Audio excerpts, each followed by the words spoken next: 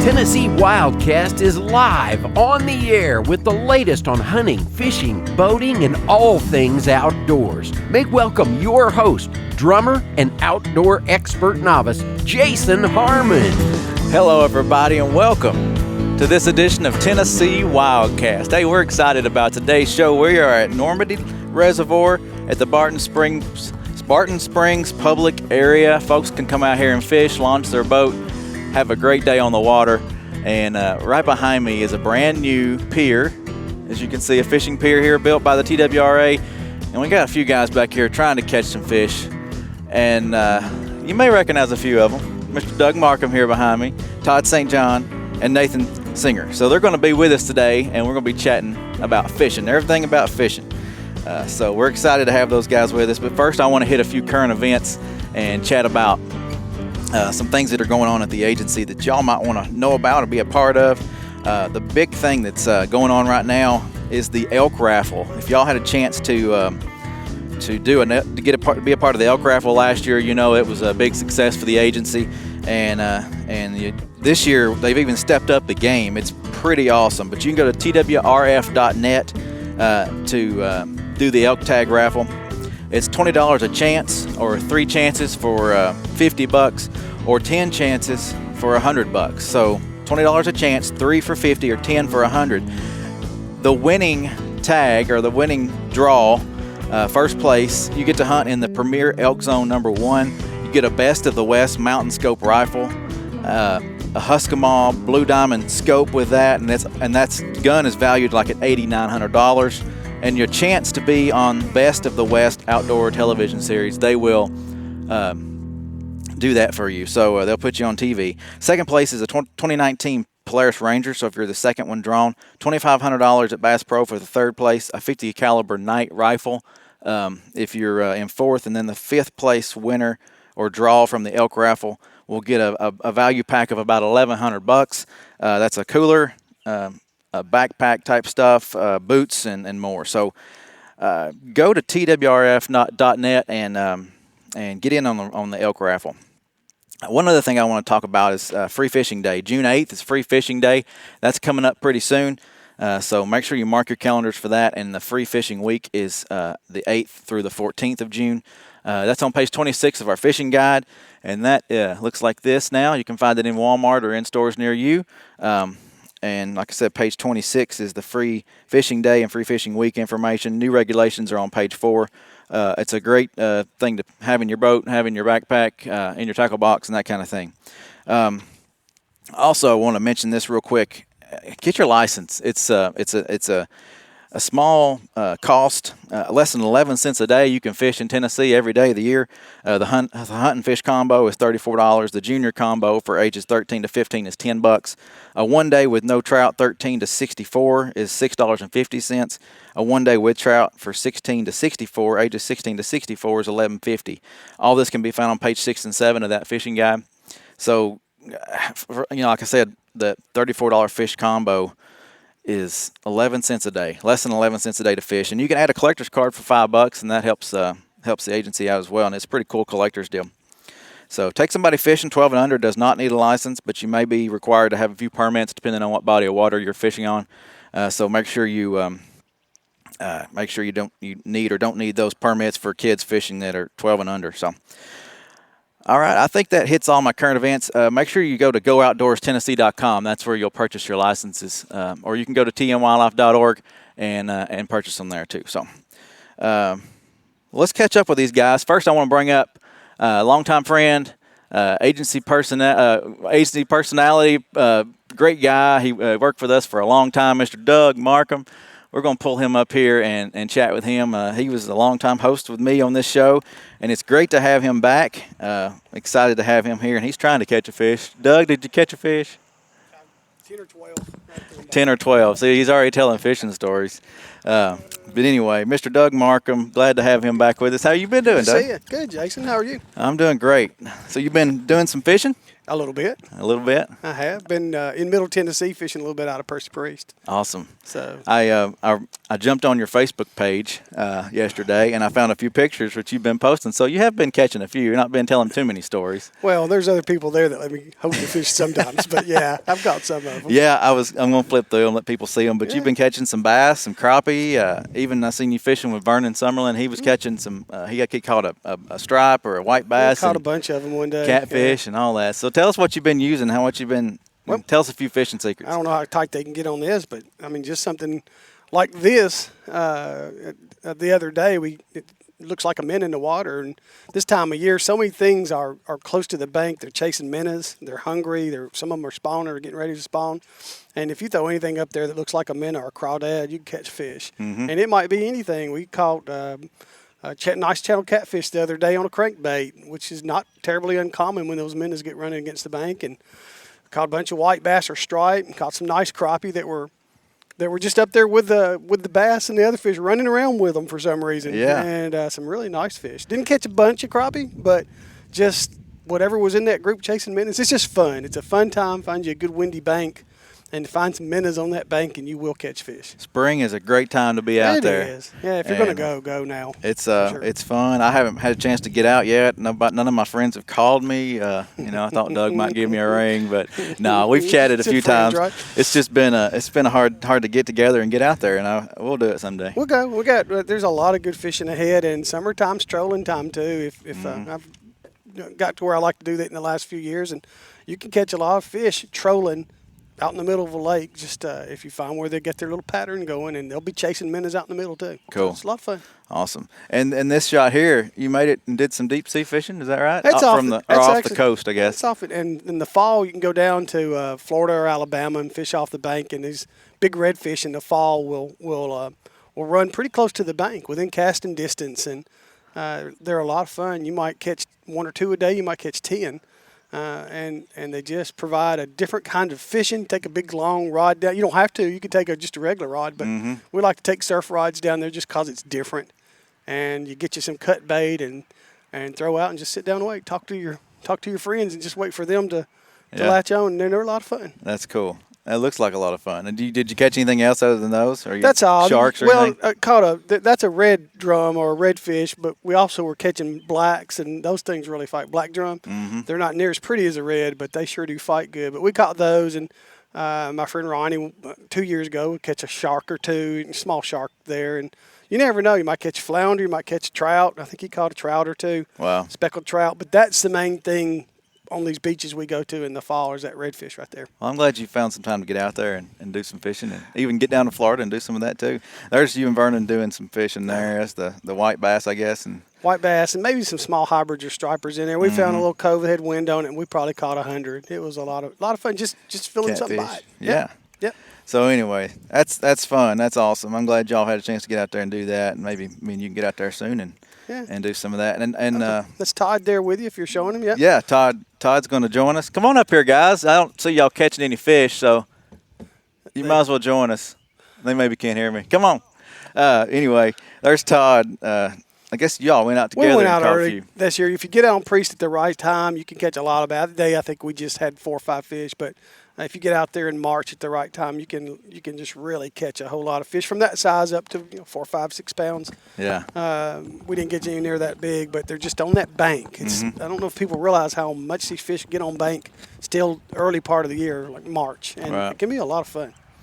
Well, I'm itching to go, and I even want to do some creek fishing too. I enjoy that as well. That's some of my favorite. Nothing better.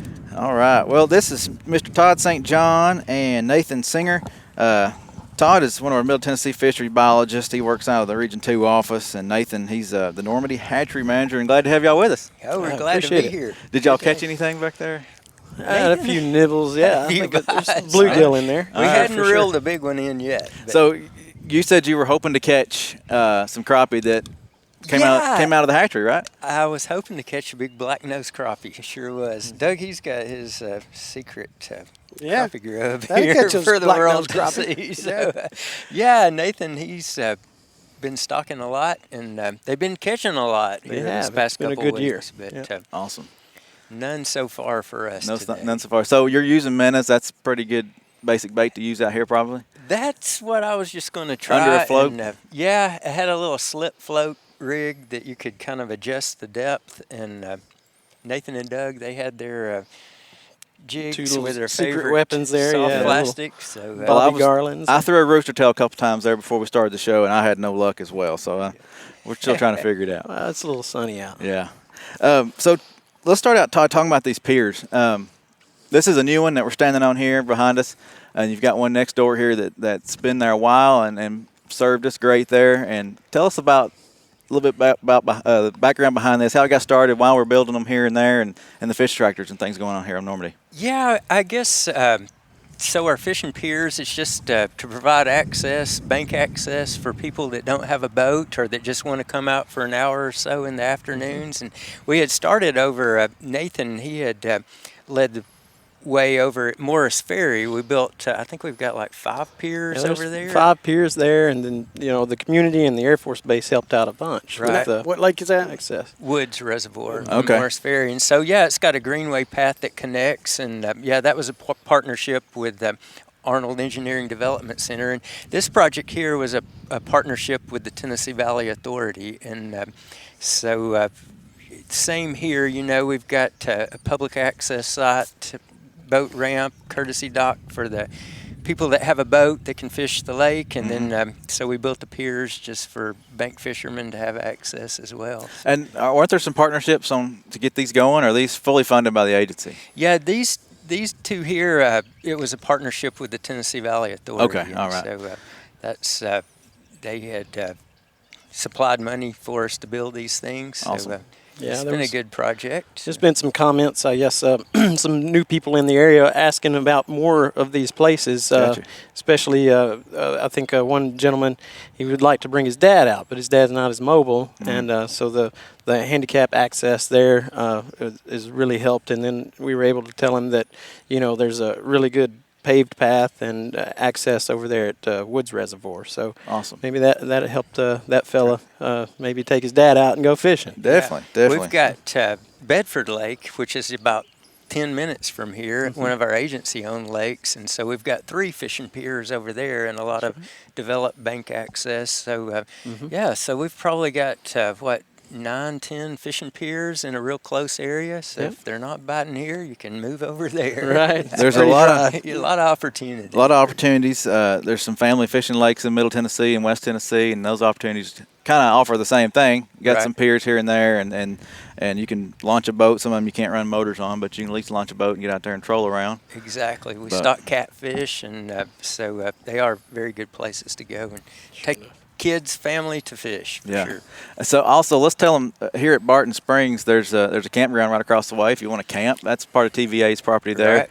So you can come out here and camp and fish and have a good time, right? Y'all mentioned the river too.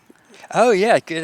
The tailwater Normandy Dam is about 3 minutes down the road here, and so we stock trout in the tailwater from November through June, and really good trout fishery. A lot of walleye washed over the dam this winter during the flood events, and they caught a lot of walleye down there. People enjoyed that. Yeah, I don't think it would be a real consistent thing, but the folks that were catching them were pretty tight-lipped about it. Oh, yeah. They were. Secret fishing hole. Keeping their But the secrets. trout's there all the time, right? The trout are there all the time, and really nice ones. We were seeing 14, 15 inches pretty regular sweet. in there. Wow. So they're growing nicely on And the this is shad kind of a smaller tail. It's Duck River, right? And it's kind of a smaller tailwater versus some of these bigger ones that you see across the state. It feels real comfortable to fish. It is.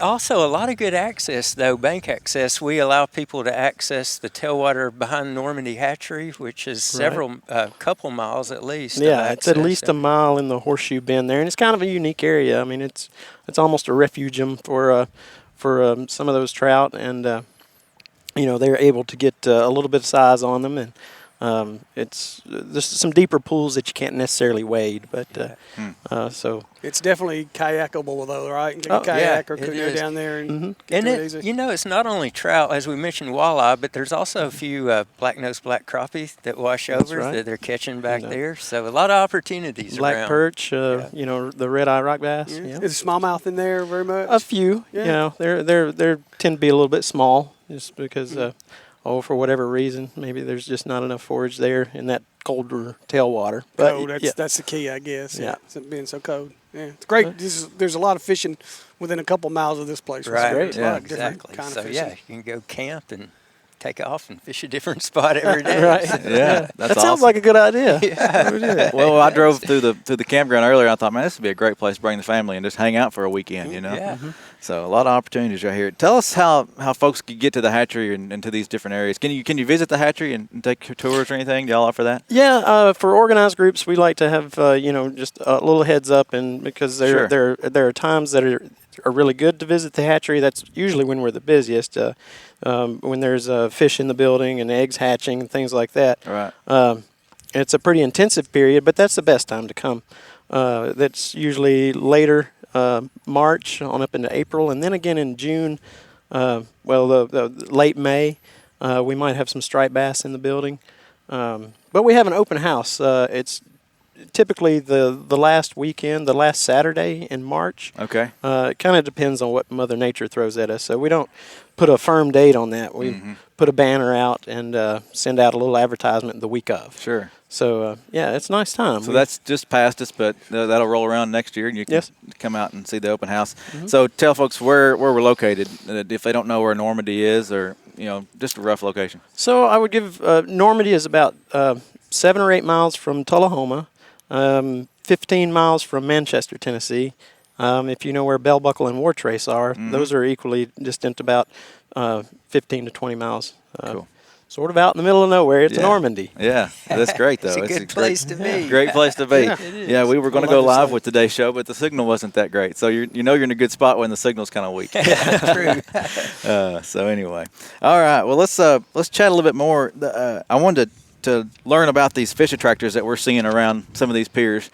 Did we put those in? Who puts those in, and how's that work? We did put them in, and they're pretty diverse. We've got a lot of different structures here. We've got some Let me hold that for you. brush piles that are just some treetop cedar trees that we've piled up to kind of attract fish. Gotcha. We've got River cane. river cane that we've stuck in the bottom and kind of anchored so that it sticks up through the water column. And then we've got the corrugated pipe structures that we've been building a lot. And we've placed them underneath the piers so that the fish will be drawn into them. Oh, and, wow.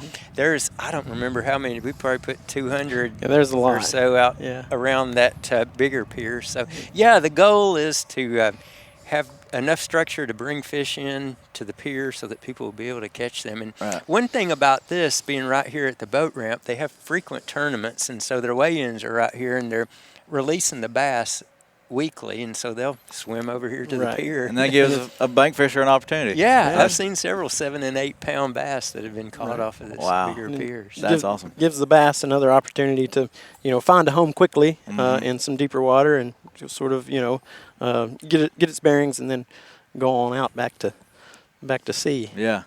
Well, tell us about the corrugated structures. Those are pretty neat. I've seen Barry Cross put together a video of how those are put together, and some of the. They are neat. They are quick and efficient to build, and they last a long time. And it's something that we can build on rather than having to go back and refurbish every year, like with Christmas trees, and not really get ahead. That's what we did for so many years. And it is, they're made, the corrugated pipe is a number 2 HDPE, high density polyethylene, which is the same plastic as you're drinking out of right here. It emits, there's nothing toxic about it, and it serves a purpose. It's buoyant. The arms of the thing float up, and it lasts for a long time, and it attracts fish. Yeah, it has a lot of surface area on it for algae to grow on, which bugs will graze on it, and then fish will attract to that and sort of kind of start the whole chain reaction of, small fish, big fish. Right. Yeah. You can step out on this pier in the summer when the water clears, and it's just a whole carpet of bluegill that are hovering right above those things. Wow, so that's kind of cool. So they work. We've built out in the lake this winter. We spent a lot of time on several different sites that we have marked either with a PVC pole or a GPS coordinate that should be really good fish attractors, and on humps that have probably 50, 75, even maybe 100 of those that encircle a stake bed, and we've got different types of structures. So I'm anxious to go fish them myself. Go try them out. We have hit them with an electrofishing boat. Nathan can tell you about that recently. Yeah, they really do show up. It's amazing that how quickly something could just orient to a structure that's on the drawdown reservoirs where you get a lot of exposure in the winter. Your natural structure tends to decay over time, and so you lose your stump rows and things like that. So essentially, you're just replacing those, and it gives them shelter and comfort and a location, and it just, as Todd phrases it, brings fish and fishermen closer together. Yeah, there you go. And it's not just crappie. There are a lot of bass that hover around those things. Bass, crappie, bluegill, everything, because the bait fish are there. That's the key, I guess. Awesome. Well, let's jump into what's going on at Normandy. Normandy Hatchery, like we talked about earlier, it's only about a mile down the road. What's some of the things that are going on there? Spawning hybrids and some bunch of other stuff. We just finished spawning hybrids with some help. Lyle Mason came down, and he's very talented and just an expert with those striped bass. He's been around a long time. He has, and so he helped me out, and we were able to spawn a few and just create enough fry to satisfy the state's demand. So that's pretty exciting. They're in the building right now, and from egg to larva to fry, it takes about 4 or 5 days before they can even start feeding. They have a whole, kind of like a tadpole. They go through a metamorphosis. Sure. To as far as developing a digestive tract and a mouth and gills. Up until this point, they've been breathing from their skin and living off of a yolk sac. Wow. So it's interesting to. But that's cool to watch. It is. It is, and so. They are they're feeding now. We hatch brine shrimp, which are the sea monkeys, if you remember those as a kid, and they'll feed on those for up to 2 weeks before we distribute them to other hatcheries and to place in our hatchery ponds to grow out. But So how big do you grow them before they get into the water? 3 to 4 inches is a great a size there. They seem to recruit really well in the reservoirs after that. So we're happy if we get 3 inches.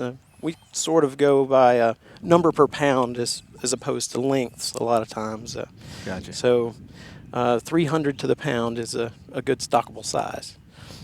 So they're coming from you guys. Y'all are growing them out, and you're sending them to the other hatcheries to later disperse across the state? We usually send fry to the other hatcheries, and they'll remain in the ponds for 45 days up to 2 months, depending, and then we'll send them out to the reservoirs. We'll send them to different hatcheries that are closer to the lakes that are demanding these fish. So it just makes the logistics work out a lot better. Sure. They're getting good too. This was the first year I remember in a long time where they all spawn during the day. Most of the time with hybrids, you have to stay up 2 or 3 nights in a row, and it gets hard. Yeah. Babysit them out. Blind squirrel finds a nut every once in a while. It was a really volatile spring, I would say. Gotcha. We had a lot of flooding, which didn't work out so well for us for the walleye, where we normally collect those. They were the water that would normally be 10 foot deep was 45 foot deep, so we couldn't collect them. But we were lucky enough to find some here in Normandy and in the tailwater here. And then to make hybrids, it worked out in our favor that we had a lot of flow, and we were able to go locally to the Elk River and find the white bass and the striped bass that we needed to make that happen. Awesome. So the hybrid, it's a striped bass female, big striped bass, and then the white bass male that produces that hybrid, that exhibits that hybrid vigor that They're really ferocious. So fun to catch. Yeah. Awesome. So talk about the walleye harvest. You're getting ready to start trying to harvest some for broodfish. Is that right? Right, that's right. We started back in March, the middle of March, collecting walleye, and it'll take them after we spawn them, it takes a couple of weeks for them to hatch. From that point, we move them out into the ponds, and they'll stay 30 days, a month, and we'll begin our harvest. And the crew is back at the hatchery now, and they're seining the walleye ponds just to determine their size and where we perhaps should start our harvest. But we plan on harvesting next week. Cool. Beginning that, and that will carry on for a couple of weeks until we'll get those fingerlings out, in which they'll be 2.5, 3 inches, hopefully. Yeah. And then we'll drain and clear those ponds, start them back up, and then put our striped bass fry in there. And our crappie are spawning out there at this time as well. Well, they're already finished spawning, but we'll then move the crappie fry off of the brood ponds and redistribute them into the walleye ponds that were walleye ponds. So Cool. we plant 2 crops on the field every year. So when do the walleye hit the water? They hit the water, May 10th is probably where we're going to be looking at. Cool. You've got how many ponds now of walleye? We have 14 ponds of walleye. Golly. 17 acres in total. And what bodies of water, though? Where are you going to be sending those? Well, so locally it's Normandy and Timms Ford. Okay. Center Hill Lake. Chickamauga gets some. Del Hollow. Old Hickory. Old Hickory, definitely. Cheatham. And those are kind of the middle Tennessee, closest to us before you get into East Tennessee. Yeah. Right. Cool. And then before we run out of time, you're completing new ponds, so you got a little expansion going on there? Yes. We're pretty excited about that. So we have 8 new 1-acre ponds. We have 1 reservoir pond, which is essentially a higher elevation pond that will, the gravity, if we fill that pond, the gravity will fill those the other ponds, and we don't have to rely on pumps. It's all gravity fed. It's pretty nice. That's cool. Cool. Well, doing great work. Fisheries are always busy. Like you said, not just working in daylight hours. Y'all are up at all nights and working hard to provide opportunities for these fishermen in Tennessee, and we appreciate what y'all do. Thank you. Thanks. Having a good time doing this is fun. Appreciate y'all coming out and being on the show. It was fun to be on location here and check out this new pier and all the work that's been going on. Doug, thank you. Good seeing you, Jason. Doing a good job. Thank you. Good job. I guess you're tuning in each week, catching up on everything, right? That's how I learned to fish. Not from me. I'm learning from you. So anyway. Let's go catch some fish. Yeah, these guys, I don't work there anymore, and I always said good stuff about them. Now that I don't work there anymore, I still say good stuff about That's them. good. These guys work really hard for fishermen in Tennessee. They do a great job. Always have. Thanks. Thank you. Yep, they sure do. Well, guys, thank y'all. Thank y'all for tuning in. We'll be back next week for another episode of Tennessee WildCast. And how about y'all go catch some fish? Sounds like a We'll good try. idea. Let's go do it. Go wear it out. Thanks, guys. All right, see y'all later. Thanks for tuning in. Stay connected with TWRA by visiting our website at tnwildlife.org and follow us on Facebook, Twitter, and Instagram. Hey, it's all about Tennessee wildlife. It's what we do. Tennessee WildCast will be on the air again next week. We'll see you then.